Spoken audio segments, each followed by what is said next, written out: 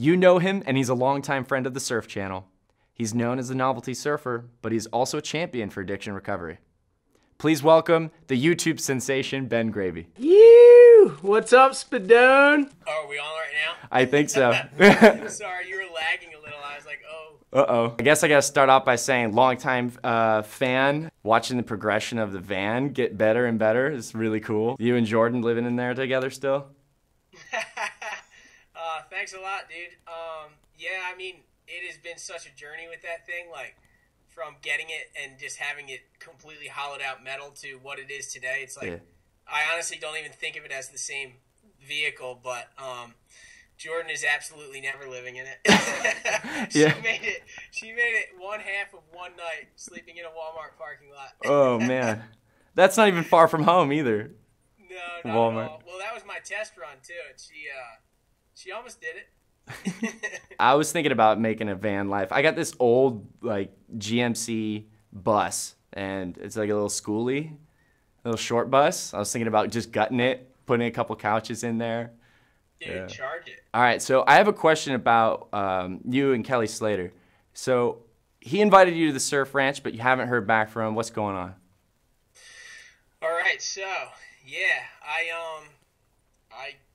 kind of just obviously as a surfer, I wanted to surf the Kelly Slater wave pool. I think we all do, right? Yeah. One day on my vlog, I asked all my followers like if they wanted to hit him up and see about me heading out there. So the next day, it was so super weird how it all came together. Like I didn't even realize, but it was the last day of the season for the surf ranch, and Kelly was there surfing. And all the Nub Nation was hitting him up on Instagram DM while he was there on the last day of the season, hitting him up, telling him to invite me. So the end of the day, I was actually getting off a plane home from Florida, so I didn't know what was going on. I landed, the plane landed, and all my service came back, and I was just getting like hundreds of messages, Facebook, Instagram, text message, and they were all like, dude, you got to go check out Kelly Slater's live feed. Went on there, and he had invited me to the wave pool, so obviously, I was freaking out. So he said that he was going to invite me in the summer, and right now we're still technically in the springtime. Yeah. So, I mean, I've been patiently waiting for it. I know it's going to happen, and I think it's going to be amazing. So, you know, I'm just patiently waiting. I was wondering, how do you feel about like the amount of people worldwide who know you intimately through your vlogs? Oh man, it's such a crazy thing, but at the same time, it feels so normal. It's like, I don't even know how to explain it. I don't expect it to happen like when someone comes up to me, like in person. Like getting messages and stuff is one thing, or reading through comments is like one thing. But then like sometimes I'll just be at like Wawa getting food or something, and someone will come up to me because they recognize me, and I totally forget like that's something that happens, you know what I mean? Yeah. And like it's funny because my girlfriend's always like, dude, you're so weird. And I'm just like, I actually get confused for a second, but the majority, not even the majority, everyone that comes up to me is always so cool. Oh, and good. It's an amazing thing, like to have that many people supporting something that I do, and it's really special for me too, because what I'm doing with the whole vlog is truly what I'm passionate about. It's my life. It's everything that I've always wanted to do. So for so many people to be backing it is like such an amazing feeling. And every time I get to meet someone, it's a really special thing. So yeah, I mean, I love it. You know, it's cool. There was a video you released called "Why I Became Sober," and that was almost a year ago in July. What is the audience's reaction to that, and where has that led you now? Well, I mean, there's a lot of people that watch, you know, just for the surfing, and there's a lot of people that also watch for that sobriety aspect and like the positivity aspect. So before I got sober, I was almost like a normal person. Like, I was still operating at a certain level, but it wasn't the level that I believed that I could operate at. And I was just really negative on like my inside. Like the way that I felt about myself was more negative. And it was funny because like I used to drink to try to get to this mental point where I am right now, where I actually am just living the life that I want to live and not trying to live for other people. And I used to try to get there through drinking, and I didn't even realize all these emotional steps I was going to take when I got sober. But as the time passed from the point that I quit, over time, all these really positive things started happening to me, and it was all because of my mindset, and mostly because I put away all the things that I didn't want anymore, and I started just living for the things that I wanted to live for. And surfing novelty waves is a really silly thing, like in the scheme of our society, but it's something that I truly am passionate about and something I want to do, and I think it comes across in my vlog too. It's something that I'm really into, you know? And you're good at it too. I'm really excited about it. So, yeah, I mean, my following has been so embracing about the entire thing, and I think they really appreciate that I don't hold back and I kind of show my whole array of emotions, whether they're happy or sad. But I haven't really held back.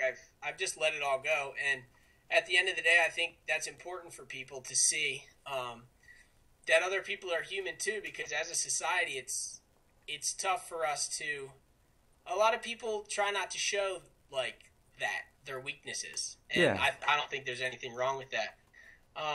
So yeah, a lot of the people that watch my vlogs, I get a lot of messages saying like that I've inspired them to change their life in a more positive way, and that's truly, for me, that's what it's all about. Because of course I love entertaining people, but if I'm actually impacting the world in a positive way, even if it's a very small thing, even if it's just a few people, you know, that makes my journey and my mission worth it the whole way. Good message. Do you have a nonprofit, by the way, or like an organization, corporation? No, I mean, I don't have anything. I just do it as myself, whatever. You're on a stage, yeah. I want to get into that kind of stuff though. Like, Yeah, me too. I was I actually really do. looking for places to donate wetsuits because I have a ton of them. Do you guys know anything about that? Yeah, my garage has a ton of them too, you know. But what I always do with my old wetsuits is I bring them down to Mexico, sometimes give them away to the locals, Yeah, or keep them there for some friends who show up and they can use them, you know, other Yeah, that's equipment. sick. Yeah, I Um, gave my booties away to a kid in Puerto Rico. It was like my last day there, and he was watching me from the water's edge, and I surfed up to the beach, and he was like, "Dude, what are those?" And I was like, "It's protection from the reef, bro." Oh, these things right here? What are those, bro? So I ended up giving them to him. He was stoked. You were just recently in Puerto Rico too. Yeah, it was that trip. Yeah. Yeah. How fun was that? Dude, super fun. I didn't even look at the surf forecast at all before I went, and it was probably worst case scenario. It said 0 to 1 the was a little entire small. trip, Yeah. and it ended up being so fun. Yeah. Like, ridiculous. Yeah, you found some dreamers, yeah. Yeah, always. Dude, I've started calling waves. You created a whole diction with you know? Like a whole lingo. We got nukes. We got fully nuking. Dreamers. I say you so much now. Yeah, but like I have always said like you, but now I say the you. Like the low roll of the you. I love That's it. classic. Yeah. Yeah, that's so funny too, because like I love it because so many people like send me little videos of them checking the waves and stuff, and they're like, "Look at this dreamer!" Like it's so Guilty, man. because it's such a. I mean, all these things existed before, but it's just when you put them into a new like a different arena, it's Yeah. like dreamer, like duh, you Yeah. know, it is a dreamer. Dude, did you hear about the North Shore hopeful Chad Chittister passing away this month?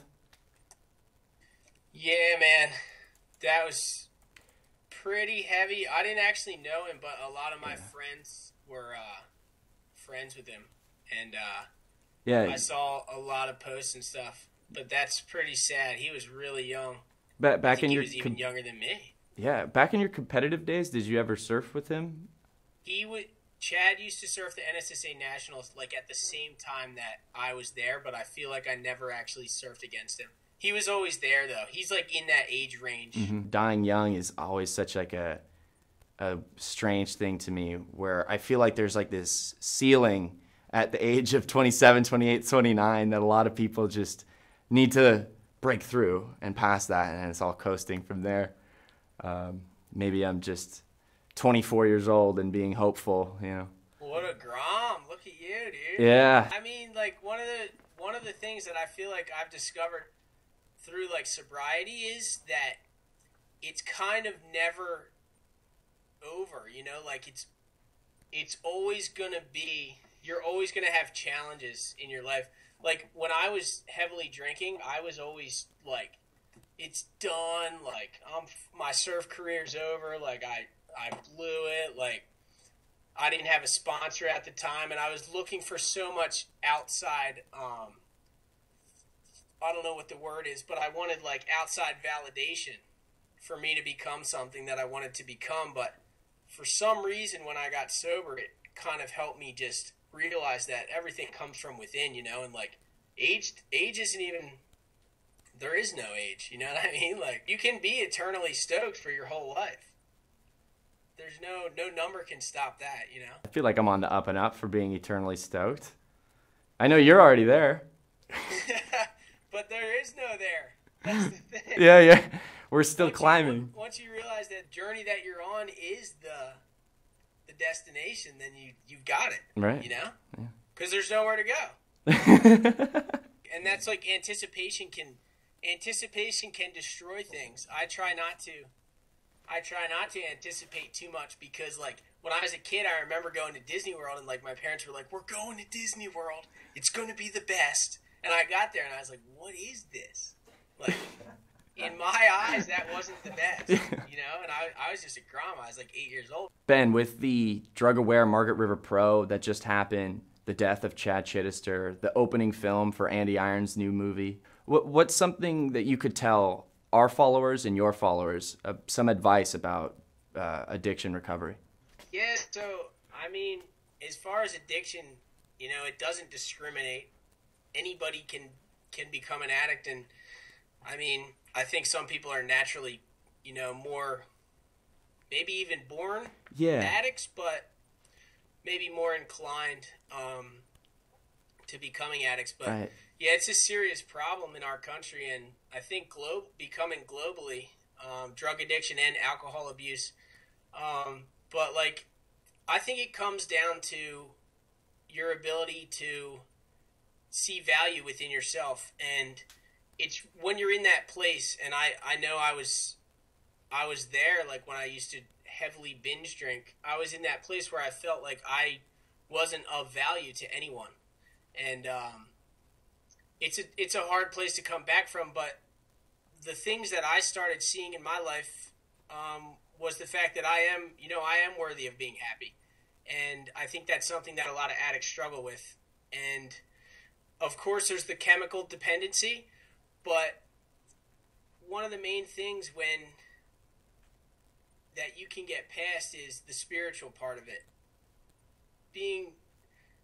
Indulging into the spiritual part of yourself can help you get past the physical addiction, because I see a lot of people that come out of that world, and if they go into sobriety and start seeking out and finding things that they love and things that they're passionate about, it seems like they have an easier time moving forward and staying sober. The most important thing to know if you are addicted to drugs or addicted to alcohol or just in any type of negative situation is that it can get better. You can change your life, but it's really important to seek inside yourself, pull yourself out of that situation and start moving forward spiritually. But you know, your family's there, your friends are there to help you, you know, like right. There's a lot of people in this world that don't want to see you do drugs or drink. Right. And it's hard because like a lot of times when you're in that lifestyle, you surround yourself with like-minded people who are using drugs or they're drinking, and sometimes it's hard to get out of that, but it's important to know that you can, because the most amazing life you could ever imagine is waiting just on the other side of that, and that side is sobriety, you know. And I'm not someone who preaches about this kind of stuff, but I've been sober myself for 2 years, and I can just say that it's changed my life for the better. I would be nothing without my sobriety. And if you are in that situation, just know that it can get better. Future plans coming up. I have a couple tentative things All right. that are really exciting that Okay. involve artificial waves. I don't want to talk about them too much. Oh, but I'm planning on hopping in the van, and I'm actually surfing the 50 states right now. So Right. I'm traveling around the country surfing rivers, lakes, bays, estuaries, bayous, whatever I can find, trying to find a wave in every state. I have 33 states finished, and this summer I'm hopping in the van, and I'm going to try to go out and finish all the states and cap it off with a trip to Alaska and fly straight from Alaska to Hawaii and finish it all up. Wow. So trying to be the first person that surfed in all 50 states. Yeah, since you are the first, do you have like a prerequisite going into it? Like, okay, river or some sort of body of water, or are you just going to be like sending on a ball pit or like a slide down McDonald's? No, so yeah, my rules are pretty Kansas. strict because there actually was these two Australian guys that made a documentary called 50 States, and they traveled throughout the 50 states with their surfboards, and they did stuff like that. They surfed downstairs. They did like different weird stuff that wasn't really surfing waves. But yeah, mine is that it has to be a wave, and it has to, as long as the wave is breaking when nobody's there, then it counts as a spot. Okay. Because, so like technically in my eyes, if I needed to surf, say like the ferry wake I surfed, that was in New Jersey. Mm-hmm. But if that was in a state where there were no waves, that would count to me because that wave breaks every time a ferry docks, whether there's a surfer on it or not. Now the things that don't count are like boat wakes, and the jury's out on wave pools. I don't know. But I'm going to try to surf in all 50 states without a wave pool. Yeah. But I don't know if that would count because technically they're creating the wave for you. You know what I mean? You said in your standards it has to be a breaking wave and it has to be alone. How important is it being alone out there for you? Yeah. Of like, this is what you need for it to count? I mean, really, it's not like I like to show up to, if I'm surfing in a river, I would rather not be by myself. Because there's a lot of people that know what's going on that surf rivers, and it's really nice to show up at a river spot and there's a local guy that can tell you where all the holes are and all the dangerous spots and all that kind of stuff. Because, dude, those rivers can get gnarly quick. I saw you got held under that dam that one episode. That was so gnarly. Yeah. And see, like, if that local kid was down there before, that wouldn't have happened because he would have been like, you can't do it there. You know what I mean? Don't do that, yeah. So, for, like, obviously as surfers, like, a lot of the time, it's nice to not have a crowded lineup. Yeah. But as far as, like, rivers are concerned, it's great to have a couple people there. And, you know, I don't mind a couple guys out in the water. I just like, for those states where I've never been there before, it's good to feel safe. You know, it helps. So, guys, if you want to follow along the journey, you can follow my daily vlog at youtube.com/BenGravy with 2 Y's. And my Instagram, it's @BenGravy, also with 2 Y's. And I post every day, so there's definitely a lot of viewing pleasure there. Sure. All right, Spadone, everybody at the Surf Channel, thanks a lot, guys, for having me on. As always, it was the dream to be featured, so... And we'll see you next time because Jersey's been pumping. Whoa. But I'm driving the van out, so I'll see you guys soon. All right, man. The dream. Can't wait for it.